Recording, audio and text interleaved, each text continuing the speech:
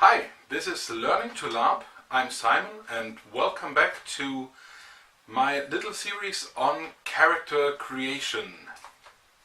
At the beginning of this video I really want to emphasize that all the steps that came before this video and the steps I will describe in this video are my approach on character creation, and that they work really well for me and that they might not work that well for you.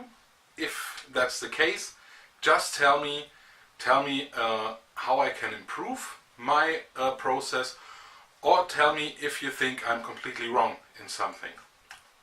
If you followed the steps in video 1 and 2, you should now have a basic character concept, and you should have some details that individualize your character. Now it's time to look at the gear you need for this character to work. And when I say gear, I mean basically two things. The first thing is the costume you will need to portray your character, and the second thing is your accessories or your general equipment that you will need to portray the things your character does. The general rule for the costume is that you should find something that underlines your character concept.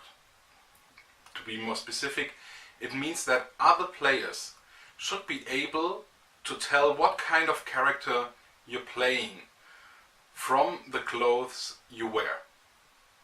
Of course, there's way more to choosing the right costume than just trying to look like a cliché that's recognizable. I know. But for these first steps, we really just need to focus on a costume that makes other people recognize what we're playing. So let's talk about our ranger example from the first video. If you think about a ranger, I think something like this will come to mind. A guy in earthen colors with a hood, bit of green, bow and arrow, equipped for staying out in the wild. And I would say these are the key features, or you can see the key features of the fantasy ranger concept in this picture. And it doesn't matter if you play Tolkien fantasy or if you're playing Warhammer fantasy or any other background that you can think of. If you're playing a ranger, people will expect you to look at least a bit like that. What I'm trying to say here is, if you want to play a ranger, don't look like a peasant, don't look like a knight, look like a ranger. And here's my extra costume tip for new LARPers. Don't choose a character concept where you will need very specific clothes, where you will need a very specific costume. Choose something as your first role where you can have clothes that are recyclable, that you can use for a second or a third character if you don't like to play the first one. Don't spend a lot of money on an expensive mage robe for your first character if you don't know if that's the character you're going to play a lot. Spend your money on things that are recyclable, that you can use for a lot of different concepts, like a good shirt, like a good cloak, like good shoes, which are things that you will need for a lot of different costumes and that you can use for a lot of different characters. So, now you got your costume ready. But what else do you need? Well, you need equipment and accessories, as stated before. You need all the equipment and the items that are required to participate in the activities that you want to engage. If you want to do combat, you will need a Larp weapon and you might want to have some armor.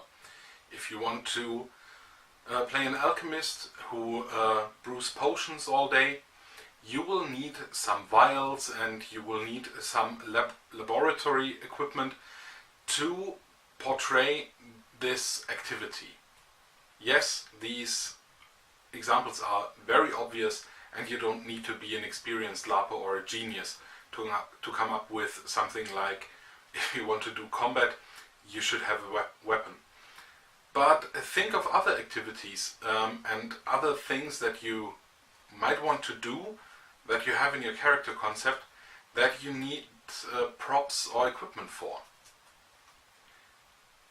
The ranger we've been talking so much about might have the habit to take trophies from monsters he slays.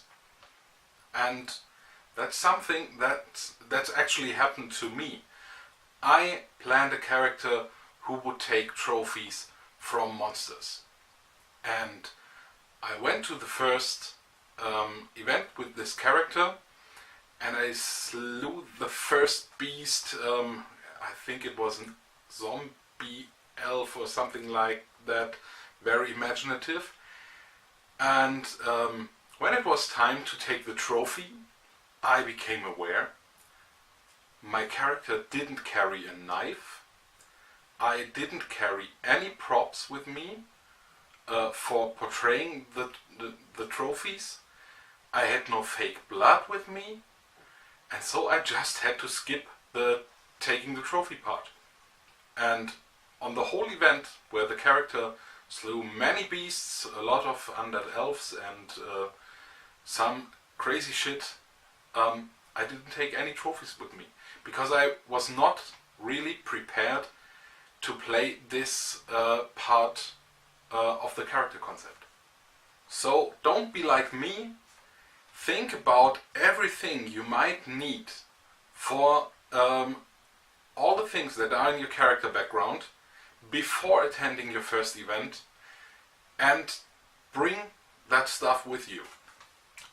And if some of the things you will need for the activities you plan for the character are too expensive or are just unobtainable for you, this is the time where you can revisit your character concept and just kick these things out of it.